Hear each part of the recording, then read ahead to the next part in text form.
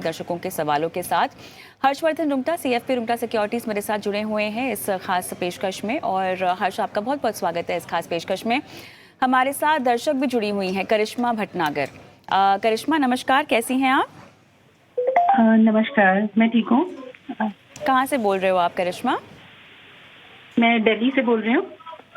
Okay, आप BOI multi cap में निवेश कर रही हैं। आपने बड़ौदा BNP बिजनेस साइकिल लिया हुआ है, UTI का इनोवेशन फंड लिया है, महिंद्रा मैन्युलाइफ कंजम्पशन फंड भी आपने लिया हुआ है और आपका टारगेट है 10 साल में एक्यूमुलेट करना। कितनी वेल्थ आप मतलब कोई खास नंबर जो कि आप एक्यूमुलेट करना चाहती हो? Yeah, I would like to accumulate around 2 crore in coming next 10 years. ठीक है। अपनी SIP को बढ़ाने की आपकी कोई मंशा है, कोई इरादा है? Yeah, I have a daughter, तो मैं उसके फ्यूचर के लिए एंड अपने और ब्राइट फ्यूचर के लिए ये accumulate करना चाहती हूँ वेल्थ। ओके, आपको अपने पोर्टफोलियो में रिस्क ठीक लग रहा है? बिकॉज आपने जिस तरह के थीमेटिक फंड्स में निवेश किया हुआ है, कि आपने किसी ने आपको रेकमेंड किए हैं ये फंड्स, कि आपके पास और भी फंड्स हैं पोर्टफोलियो में इसके अलावा? या एक्चुअली मेरे ब्रदर हैं जो ऐसे इन्वेस्टमेंट्स करते रहते हैं, तो ही रिकमेंडेड मी दिस। ओके। सो आप पढ़ती हैं वैसे शेयर बाजार को, आप ट्रैक करती हैं? Yes, कभी-कभी not on a regular basis because I am also a working professional. तो कब से आप इन्वेस्ट कर रही हैं? Last 5 years. Last 5 years। अभी तक का आपका पोर्टफोलियो में वैल्यू कितना हो गया है फिर? ये वाले मैंने 6 months से शुरू किए हैं, but last 5 years okay. Yeah. तो आप स्टॉक्स में भी पैसे लगाती हैं, तो बाकी 5 साल जो आप शुरुआत से कर रही हैं वो शायद स्टॉक्स में कर रही हैं? Yes, yeah. ओके, चलिए ठीक है। ऐसे में हर्ष के साथ जुड़ना सही होगा। अब हर्ष, तो बताइएगा, बहुत थीमेटिक फंड्स हैं और इन्होंने किसी से हेल्प ली है, उन्होंने रेकमेंड की और इन्होंने अपने पोर्टफोलियो में शामिल किए हैं। बताइएगा यहाँ पे जोखिम कितना है इनका?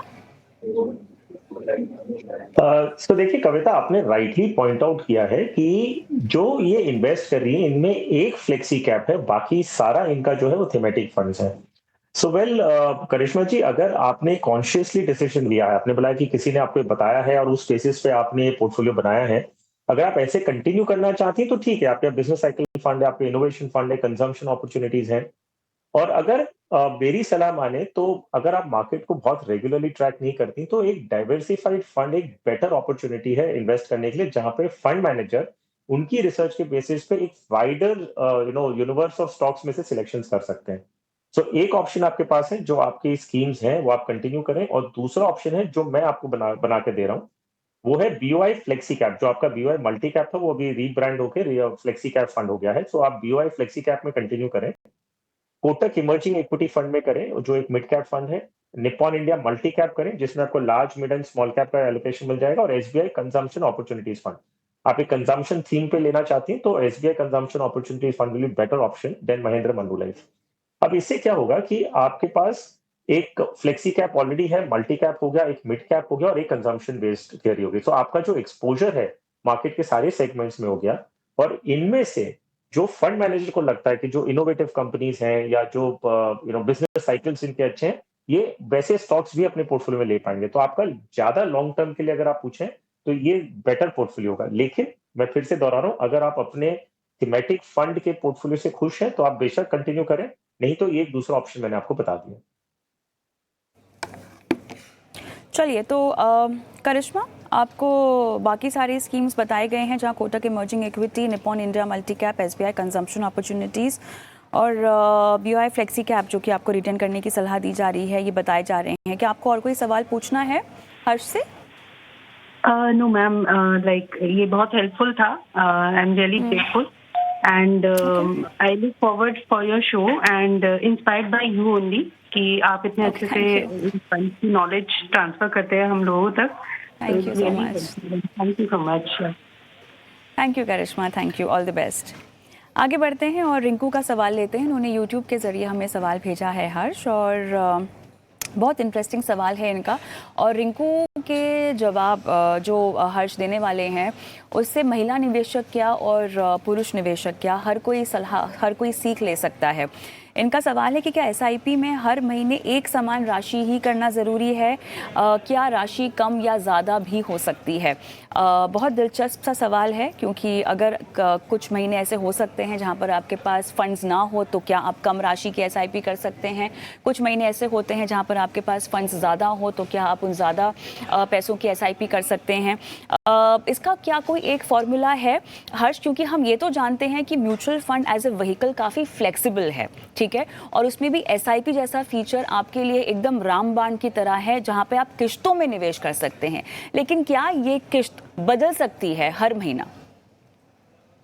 तो देखिए कविता, जब आप एसआईपी सेट करते हैं, आप बेसिकली एक म्यूचुअल फंड को एक ऑथराइजेशन दे रहे हैं कि हर महीने वो आपके बैंक अकाउंट में से ऑटोमेटिक एक पर्टिकुलर डेट को अमाउंट डेबिट कर ले। तो जब आप ये सिस्टम सेटअप करती हैं, आप एक ईसीएस मैंडेट देते हैं और उस बेसिस पे म्यूचुअल फंड हर महीने एक निर्धारित तारीख को आपके अकाउंट में से एक अमाउंट डेबिट करता है। तो ये जो ईसीएस मैंडेट देते हैं आप, उसमें आप अमाउंट लिख के देते हैं। आप अपने एक लिख के देते हैं कि बैंक को भी पता रहता है कि ये तारीख को ये फंड हाउस इतना रुपया आपके बैंक से डेबिट करेगा। तो ये फिगर जो है वो बदलाव नहीं कर सकते आप, कि आप 1 महीने पे आपने कहा कि 3000 ले लीजिए, अगले महीने आप कहते हैं कि 4000 ले लीजिए। ये ऐसे बदलाव नहीं कर सकता, क्योंकि ये ईसीएस मैंडेट सेटअप होता है बैंक और म्यूचुअल फंड के बीच में, जो आप ऑथराइज करते हैं। अब इसका एक तरीका ये है कि फिलहाल जब आप शुरू करें, आपको ये कॉन्फिडेंस अगर नहीं है कि कितना अमाउंट मैं हर महीने कर सकता हूँ, तो आप एक काम करिए, मिनिमम अमाउंट जो है उतनी की आप एसआईपी सेटअप कर लीजिए। मान लीजिए एक अंदाजा आपको आता है कि आप महीने की 5000 रुपया कर सकते हैं, लेकिन हो सकता है कभी 3000 भी हो जाए, कभी ज्यादा भी हो जाए। तो आप क्या करें, आप मिनिमम अमाउंट करिए जो आप कॉन्फिडेंस है आपको कि इतना तो मैं कर सकता हूँ, मान लीजिए 2000 रुपए। तो एसआईपी 2000 रुपए की सेटअप करिए, विच मीन्स कि हर महीने फंड हाउस आपके अकाउंट में से 2000 रुपए लेगा। और अगर आपके पास पैसे बच जाते, मान लीजिए आपके पास 3-4 हजार रुपए बच गए महीने के, तो आप एक लमसम के रूप में उसी स्कीम में एक लमसम इन्वेस्टमेंट करें, जो आपको इनिशिएट करना होगा, ऑटोमेटिक नहीं होगा। वो आप जाके इनिशिएट करेंगे एक फ्रेश परचेज के रूप में, और उसी स्कीम में, उसी फोलियो में जो आपकी, जिसमें आपकी एसआईपी जा रही है। तो बस, तो 2 हिस्से में बढ़ जाएगा। पहला है कि मिनिमम अमाउंट ऑटोमेटिक जाएगा, और उसके ऊपर का जो अमाउंट है वो आपको मैन्युअली हर महीना डालिए। तो किसी महीने में अगर 2000 रुपए बचा तो आप 2000 की लमसम करेंगे। किसी महीने अगर 5000 ऊपर का बच गया तो 5000 की कर लीजिए।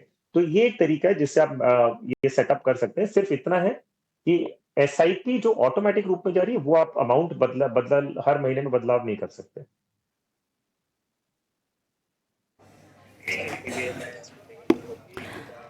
ऑलराइट, चलिए, तो ये है रिंकू को सलाह। और ऐसे में हमारे साथ अश्विनी, दूसरे दर्शक भी फोन लाइन पे जुड़ी हुई हैं हैदराबाद से। अश्विनी, हाय, आपको मेरी आवाज़ आ रही है? हाय, हाँ। अश्विनी हाय, थैंक यू अपना सवाल हमें भेजने के लिए। तो आपके पोर्टफोलियो में जो है आपको कॉर्पस 4 to 6 करोड़ चाहिए इन 8 years, और उसके लिए आप लमसम भी इन्वेस्ट कर रही हैं और आप एसआईपी भी कर रही हैं, स्टेप अप भी करेंगी अपनी एसआईपी को एवरी 6 months। ये आपने प्लान किया हुआ है, ठीक है। तो ये आपका इंडिविजुअल पोर्टफोलियो है, राइट? राइट। मेरा हस्बैंड का अलग है, ये मेरा अकेला। सो 4 to 6 करोड़ का जो गोल है, ये आप दोनों के पोर्टफोलियो के लिए कंबाइंड गोल होगा, ये अलग अलग है? नहीं, ये सिर्फ मेरा पोर्टफोलियो के हिसाब से ही देख रहे हैं। Okay, interesting. हर्ष, बताइएगा इनके पोर्टफोलियो में आपको फंड्स कैसे लग रहे हैं, लमसम के लिहाज से भी और एसआईपी के लिहाज से भी? तो देखिए अश्विनी, आपके पोर्टफोलियो में ना लमसम की करीबन 6-7 स्कीम्स हैं और एसआईपी की और 6-7 स्कीम्स हैं। टोटल आपके 14-15 स्कीम्स हैं लमसम और एसआईपी को मिला के, और दोनों अलग अलग हैं। सो पहली बात, अगर आप एसआईपी कर रही हैं, जो आपका एक फिक्स्ड अमाउंट है, एक particular set of company schemes में इन्वेस्ट हो रहा है, उन्हीं स्कीम से आप लमसम भी कर सकती हैं। आपको लमसम और एसआईपी के लिए दो अलग अलग सेट ऑफ स्कीम्स रखने की कोई जरूरत नहीं है।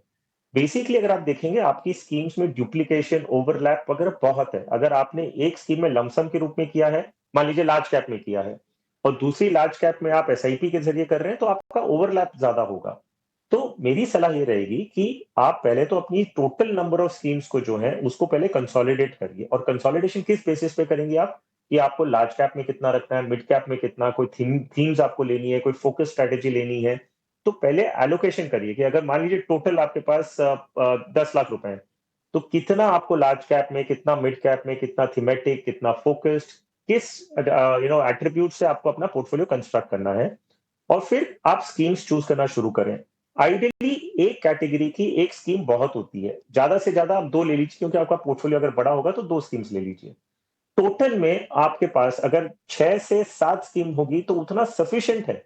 आप करोड़ों रुपए का पोर्टफोलियो आप 6 से 7 स्कीम में रख के कोई दिक्कत नहीं है उसमें। ऐसा नहीं है कि आपका 5 करोड़ का पोर्टफोलियो तो क्यों सिर्फ 5 स्कीम है तो 1-1 करोड़ एक स्कीम में, तो 1 करोड़ आप एक स्कीम में लगा सकते हैं, इसमें कोई दिक्कत नहीं है। हर एक स्कीम अंडरलाइन उनके पास 30 से 40 कंपनियों में इन्वेस्ट होता है। तो डाइवर्सिफिकेशन पॉइंट ऑफ व्यू से अच्छा खासा डाइवर्सिफिकेशन आपको एनीवेज मिल जाता है। और इसके अलावा आपने कहा कि आपकी 14-15 स्कीम्स हैं, उसके ऊपर आपके हस्बैंड का अलग पोर्टफोलियो है। एज अ फैमिली आपके पास मेरे हिसाब से 20 स्कीम के ऊपर चली जाएंगी, जो बिल्कुल भी जरूरत नहीं है। आप अपने आप पे सिर्फ एक एडमिनिस्ट्रेटिव बर्डन बढ़ा रही हैं। हर एक स्कीम का डॉक्यूमेंटेशन करना वगैरह बहुत सारी चीजें आपको आ जाएंगी। तो मेरी सलाह ये रहेगी कि आप पहले कोशिश करिए कि एक फाइनेंशियल प्रोफेशनल से मिलें, जो आपको ये पूरी डिटेल में आपका पोर्टफोलियो देख के, आपके एलोकेशन समझ के, फिर आपके पोर्टफोलियो में बदलाव करने के सजेशन देंगे।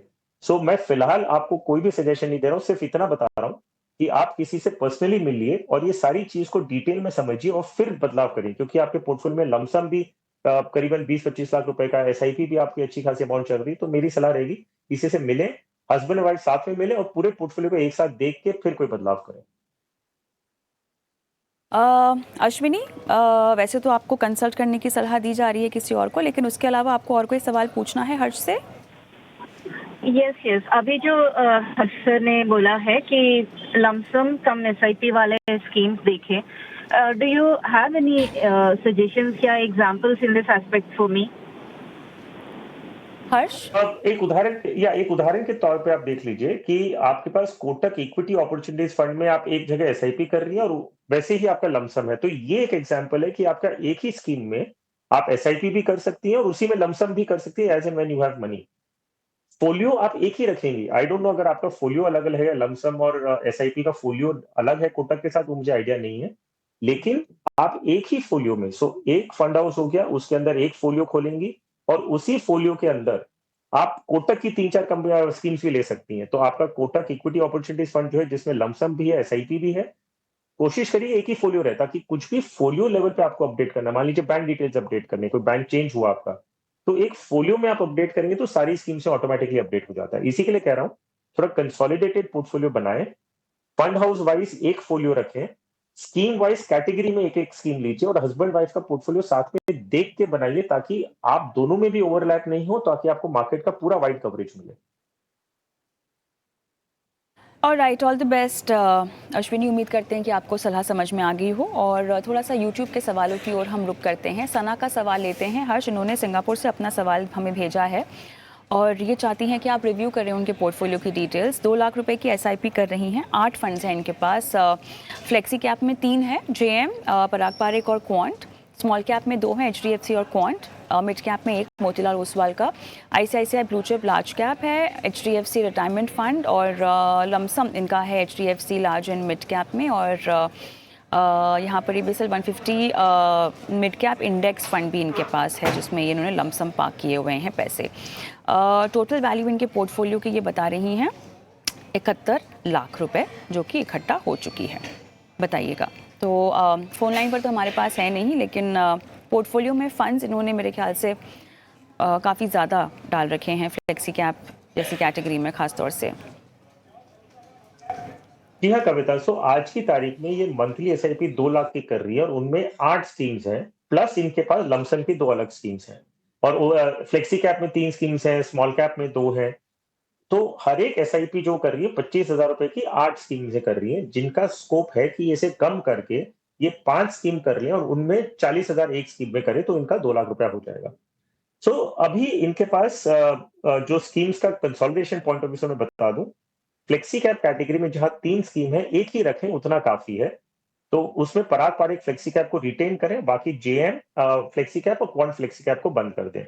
स्मॉल कैप कैटेगरी में भी एक ही रखें, एचडीएफसी स्मॉल कैप को बंद करके ये क्वांट स्मॉल कैप में कंटिन्यू करें। तो टोटल एसआईपी जो इनकी 2 लाख की है, वो 40,000 रुपया बन के सिर्फ 5 स्कीम में इन्वेस्ट रहेंगी। और जो बाकी स्कीम्स जो बंद कर रही है वो कंसोलिडेट करना है तो उनमें से रिडीम कर लें और इन्हीं 5 स्कीम में वापस रीइन्वेस्ट कर दें। तो गोइंग फर्दर इनके पास 5 एसआईपी की स्कीम्स होंगी और 2 इनके लमसम की होगी, जो आगे जाके ये उसे भी थोड़ा कंसोलिडेशन करने का सोच सकते हैं, लेकिन वो नेक्स्ट स्टेप में ले लें, वो सेकंड स्टेज में ले लें। ऑलराइट, चलिए ऐसे में जितना हो सके अगर दर्शक हमारे साथ फ़ोन लाइन पे रहें तो उनसे बातचीत हो जाती है, बहुत क्लैरिटी भी मिल जाती है, एक तरह से आसान हो जाता है एक्सपर्ट के लिए भी उनको सलाह देना। बट जैसा कि यहाँ बताया है आपने, इनको कंसोलिडेट करने की ज़रूरत है अपने पोर्टफोलियो को, तो उस पर इनको काम करना चाहिए और थोड़ा सा क्लैरिटी के साथ सवाल पूछा जाए जहाँ पर बता पाएँ कि कितना इकट्ठा करना है ओवरऑल इतने सालों में, तो और आसान हो जाएगा हमारे लिए। बट एनीवेज आगे बढ़ते हैं और अनीता का सवाल लेते हैं। ये भी यूट्यूब से आया है, हर्ष, और इन्होंने 3 एसबीआई के फंड्स ले रखे हैं, स्मॉल कैप, एसबीआई का फोकस है और एसबीआई का फ्लेक्सी कैप है, और इन्हीं में निवेश कर रही हैं। 5,000 रुपये एसबीआई स्मॉल कैप में, 2,000 फ्लेक्सी कैप में और 10,000 इनके फोकस फंड में। रणनीति कैसी है ये पूछना चाह रही हैं। तो देखिए कविता, 2 ऑब्जर्वेशन। पहली बात है कि जब 40 के ऊपर फंड हाउसेज हैं तो हम सिर्फ एक ही फंड हाउस को क्यों हमारा सारा पैसा दें। तो पहली बात, सारे एसबीआई में ही इन्वेस्ट करना, I think that can change. ऐसा नहीं कि एसबीआई फंड हाउस अच्छा नहीं है, one of the top fund houses है, लेकिन क्योंकि आपके पास अलग अलग फंड मैनेजर्स की एक्सपर्टीज लेने का मौका मिलता है तो क्यों ना हम 3 डिफरेंट फंड हाउसेज में लें। दूसरा जो इनका एलोकेशन है वो फोकस्ड फंड में अगर आप देखेंगे तो 10,000 है, फ्लेक्सी कैप में 2,000 है। हालांकि आइडियली ये स्प्रेड आउट थोड़ा बेटर होना चाहिए था। तो इनके लिए जो टोटल ये करीबन 17,000 रुपए इन्वेस्ट कर रही है, वो 17,000 की एसआईपी का एक पोर्टफोलियो में बना के दे दो इनको। फ्लेक्सी कैप कैटेगरी में पराग पारिक फ्लेक्सी कैप में 6,000 रुपए, निप्पॉन इंडिया मल्टी कैप में 6,000 और एसबीआई के सिर्फ स्मॉल कैप को रखें उसमें 5,000 निवेश करें। तो इनको 3 अलग फंड हाउसेस मिल गए, 3 अलग कैटेगरीज हो गई। तो इन्हें फंड एक्सपर्टीज, फंड हाउस का मैनेजमेंट स्किल्स वगैरह में डाइवर्सिफाई होगा और इनके लार्ज, मिड, स्मॉल सब में एक्सपोजर होगा, जैसा ये चाह रही है। ऑलराइट, चलिए आगे बढ़ते हैं और इशिता का एक सवाल लेते हैं। इन्होंने भी यूट्यूब के ज़रिए अपना सवाल पूछ रही हैं कि जो फंड्स हैं वो सही हैं या नहीं। निप्पॉन इंडिया स्मॉल कैप है, एचडीएफसी मिड कैप है, जीएम फ्लेक्सी कैप है, पराग पारिक का फ्लेक्सी कैप है, एचडीएफसी बैलेंस एडवांटेज फंड है और आईसीआईसीआई का मल्टी एसेट एलोकेशन है और 2500 की एसआईपी कर रही हैं ये सारे फंड्स में। इनको आईसीआईसीआई का इक्विटी और डेट और वैल्यू डिस्कवरी फंड ऐड करना है अपने पोर्टफोलियो में। तो एक तो जो फंड्स मौजूदा हैं वो सही है या नहीं, और दूसरा जो ऐड करने की बात है क्या उन्हें भी ऐड करना चाहिए या नहीं। इशिता अगेन हमारे साथ फ़ोन लाइन पे नहीं है। बहुत सारी ऐसी डिटेल्स हैं हर्ष जो कि हमें यहाँ मिस होती हुई दिखाई दे रही हैं, बट फ़िलहाल जानकारी आपके पास जो है, अज्यूम करते हुए कि ये लंबी अवधि के निवेशक हैं, बताइएगा कैसे आगे बढ़ा जाए। तो देखिए कविता, अगर ये 15,000 रुपए महीने का निवेश कर रही हैं, इसके लिए इन्हें 6 स्कीम्स ऑलरेडी इनके पोर्टफोलियो में है, ये 2 और बढ़ाने की सोच रही हैं। सो 15 से 20,000 रुपए के लिए आपके पास 6 से 8 स्कीम्स होने की कोई जरूरत नहीं है। आइडियली 3 या 4 स्कीम्स के पोर्टफोलियो में होती तो काफी है 15,000 रुपए की एसआईपी करने के लिए। सो फिलहाल इनको सलाह रहेगी कि जेएम फ्लेक्सी कैप को बंद करें और सिर्फ पराग पारिक फ्लेक्सी कैप को कंटिन्यू करें, तो इनका एक स्कीम वहां कम हो गई। दूसरा, ये जो चाह रही है कि ICICI equity and debt and ICICI value discovery fund को ऐड करना, ये दोनों स्कीम्स अच्छी हैं, लेकिन आपके पोर्टफोलियो में इसे ऐड करने की कोई जरूरत ही नहीं है। तो क्यों हम बेकार के लिए अपने पोर्टफोलियो का क्वांटिटी बढ़ाएं और उतना ही हमें हर चीज में उसका ट्रैकिंग, मॉनिटरिंग, कुछ भी अपडेट है, जैसे मैंने पहले भी बताया कि अगर बैंक अकाउंट आपको अपडेट करना है, सारे फोलियोस में जाके आपको करने होंगे। ये सब की जरूरत नहीं है। आपका जो डाइवर्सिफिकेशन का पर्पस है, अगर 3 से 4 स्कीम में पूरा हो जाता है तो क्यों आपको जबरदस्ती 10-15 स्कीम्स अपने पोर्टफोलियो में जोड़नी है। तो सिर्फ एक बदलाव बता रहा हूँ, जो फिलहाल शुरू करने के हिसाब से है कि फ्लेक्सी कैप कैटेगरी में एक ही रखें, जेएम फ्लेक्सी कैप को बंद करके पराग पारिक फ्लेक्सी कैप में करें और नई कोई और स्कीम्स ना जोड़ें, बाकी में कंटिन्यू कर सकते हैं।